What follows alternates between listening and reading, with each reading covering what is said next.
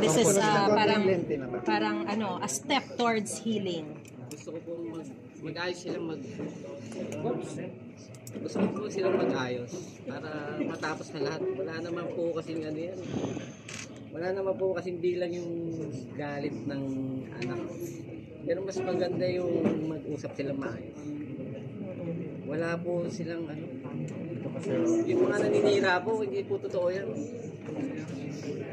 Bilang ina talaga, nahihirapan ako sa asawa ko na maraming masasakit na salita do sa social media na walang katotohanan po.